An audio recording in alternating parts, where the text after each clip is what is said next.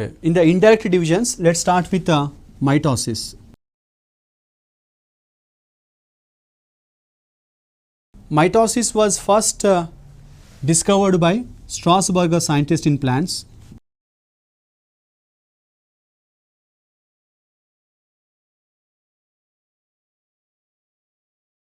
In animals by Fleming scientist.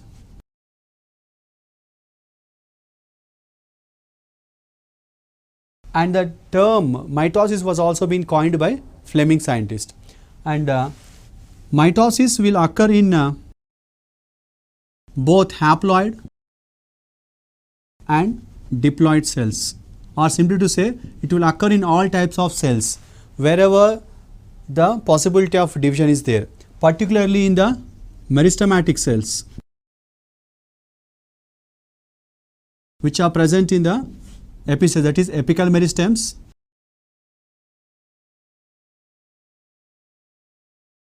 intercalary meristems in the plants. So, as the cells are added because of the meristematic activity or the divisible ability of the meristematic cells, new cells are added, so that leads to increase in the size of the plant body, that is called as a primary growth. So, mitosis is helping in the growth of the plants, and whatever the daughter cells which have been formed structurally and that is morphologically, genetically similar to each other and also similar to the parent cell. So, and the number of chromosomes that are distributed between daughter cells are also equal, and the chromosomes which are distributed are exactly the similar type. So, that is why we call it as a homeotypic division or homotypic division, as the equal distribution of chromosomes. So, we call it as equational division. Then this is otherwise called as somatic division also. Why it is so called as somatic division means this type of division will occur in the somatic cells or vegetative cells of a organism. So, that is why we call it as somatic division also. And whatever the chromosomes that are present in the parent cell, the same number of the same ploidy and also same number of chromosomes are retained in the daughter generation also. So, this type of characters are related to the mitosis, and in which structure or in which part of the plant the mitosis can be best studied means in the root tips. Cells of onion is the best site for, in any plant the root tip is the best site, but in the onion it is a very best site for observing the mitosis. So, it is considered to be the best site for studying observing and also studying the mitotic stages which are taking place in the process of cell division. The cell cycle of mitosis is divided into two stages. One is called as interphase and other is called as mitotic phase. This mitotic phase is further divided into karyokinesis and cytokinesis. So, interphase is the time gap between two successive mitotic divisions. So, here further it have been further divided into three substages G1, S and G2 substages. So, now let us start with the first stage of cell cycle of mitosis, that is interphase. Initially, some scientists consider that interphase is an resting phase because the cell is not under the process of division, but later the scientists have come to know that it is not dividing, okay, but some many biochemical changes are taking place so that the cell is ready, making itself ready for the next division. So, as many such biochemical changes are taking place, so it is considered to be the one of the most active stage, but non-dividing stage. And it is one of the longest phase when compared to the mitotic. So whatever the changes which are taking place during this stage, so the scientists had divided them into 3 substages for our conveniency. Those are G1, S and the G2 phases. First one, gap period 1 or G1 phase we call it as. It is otherwise called as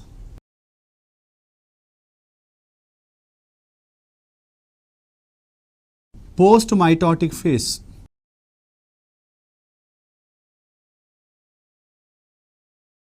So here why it is so called as post-mitotic phase means, so it is the first stage of the very first stage of mitotic stage, but the cell had already been undergone mitosis. So it is the period or phase after mitotic division of earlier cell cycle. That means already the cell have been divided. So after the mitotic division of the earlier cell cycle, the G1 phase of the present cell cycle is starting. So we call it as the post-mitotic phase. Here during this stage, the size of the cell increases.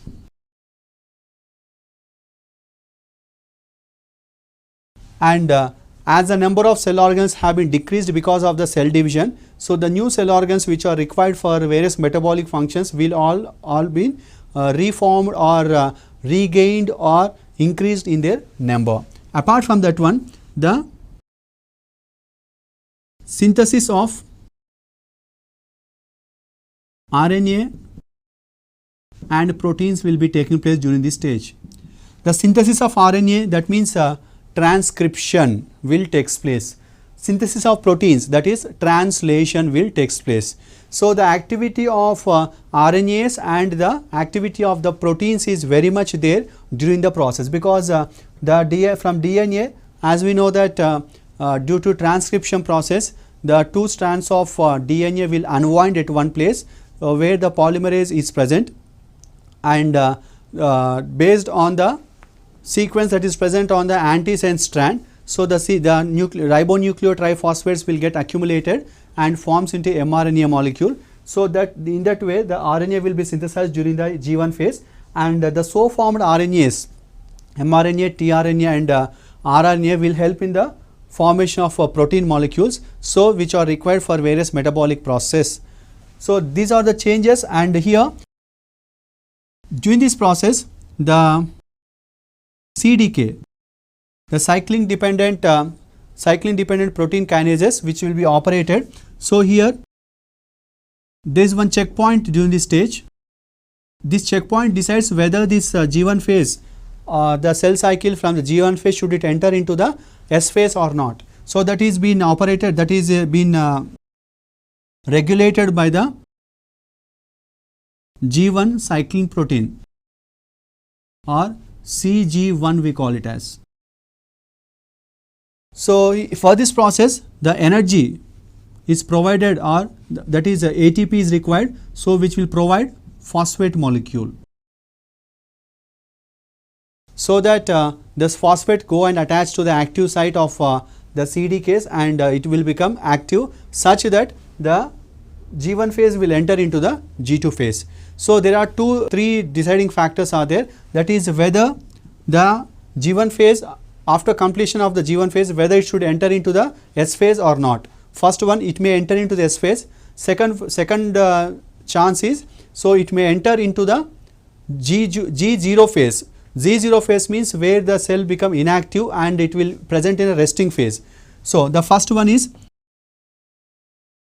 cell cycle from G1 to S phase. This is first choice. The second size is the cell cycle from G1 to G0 phase, where it is retained in the resting phase. The cell differentiation will be taking place.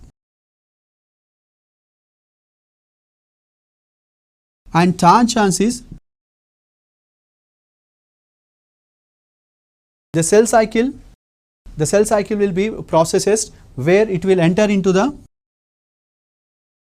G1 to G0 phase, where it will completely become stagnant. So this type of changes are possible during the G1 phase, that will be operated by the checkpoint, that is CG1 or G1 cycling.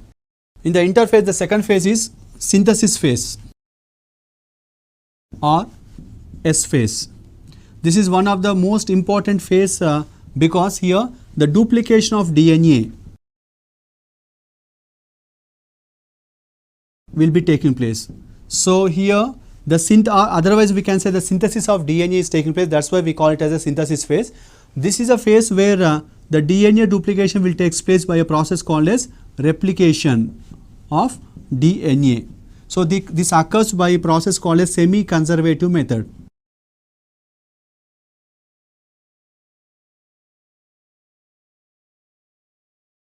In this process, the parent DNA will unwind to form two strands of DNA. So those are acting as templates for the synthesis of daughter DNA molecules. So in this process, the DNA polymerase enzymes, the restriction endonucleases, DNA ligases and other type of enzymes will be operated during this process, such that the daughter DNAs are formed. That is consider if it is a haploid cell. If the amount of DNAs are 1C, it will become 2C after S phase. And if it is a diploid cell, the amount of DNA is 2C. After completion of this process, it will become 4C. Like that, the amount of DNA will doubles, but consider that 4 chromosomes are present. The same number of chromosomes are retained. The number of chromosomes does not change. Neither it will decrease nor it will increase during the process of synthesis or during the S subphase. Only the duplication or the doubling of the chromosomes will be, doubling of the DNA will be taking place during this stage. Then G2 phase or gap period 2. Otherwise, we can call it as pre-mitotic phase.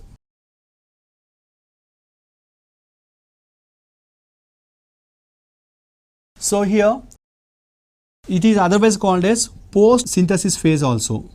What is this synthesis means? Here this is a stage which is occurring after the synthesis of DNA molecule. That's why we call it as post-synthesis phase. And why we are calling it as pre-mitotic? So after completion of this G2 phase, the interphase will be completed. Then the cell will enter into the mitotic phase. So that is, this is a stage which is occurring just before the mitosis. So we call it as a pre-mitotic phase also. During this stage, the size of the nucleus will increases.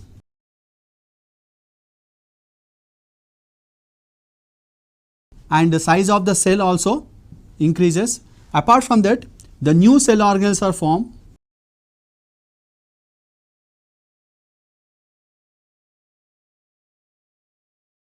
And the energy pool which is required for various metabolic activities is also been formed. Apart from that one, the synthesis of RNA and proteins will be continued.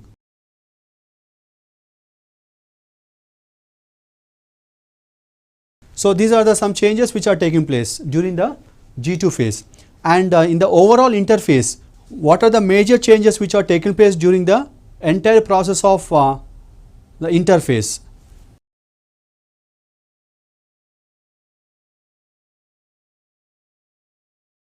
Those are RNA and protein synthesis, DNA duplication,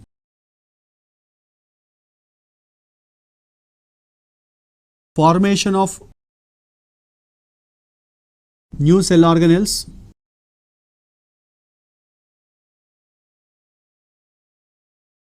increase in the number of cell organelles,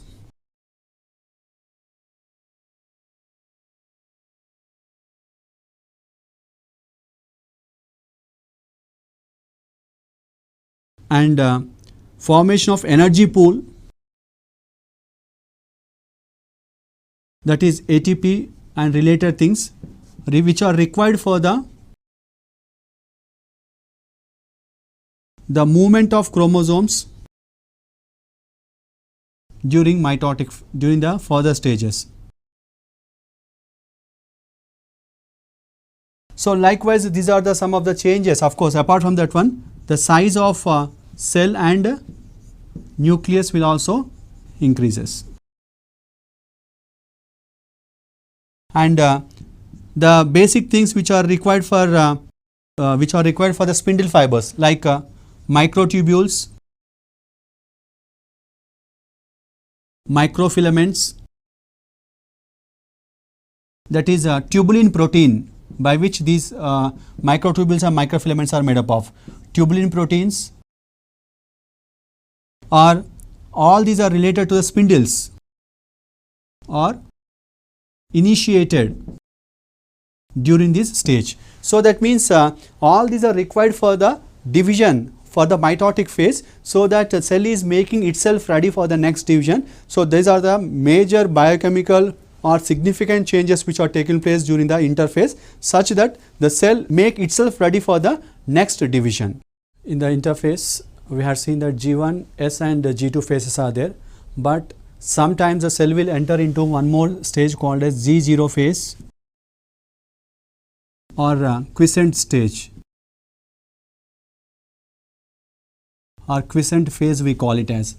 So here, why does the cell will enter into quiescent stage? Means due to non-availability of mitogens.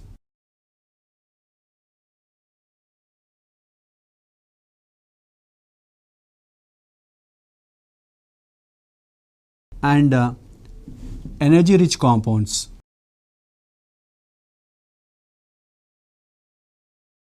So actually, when the cell is present in G1 phase, there are three chances that we have discussed. That is, when CDK are there, that is active CDK are present, the cell will enter from G1 to S phase. If the mitogens are not available, sometimes the cell will enter from G1 to G0 phase, so it will undergo cell differentiation. The third stage, where sometimes the cell will enter from G1 to G0 phase, and it may enter into the, because of non-availability of the cytokinesis process, so it will re-enter into the cycle. So likewise different chances are there. Likewise here, the non-availability of mitogen and the energy compounds is the reason where the cell will enter into the quiescent stage, and here it is metabolically active stage.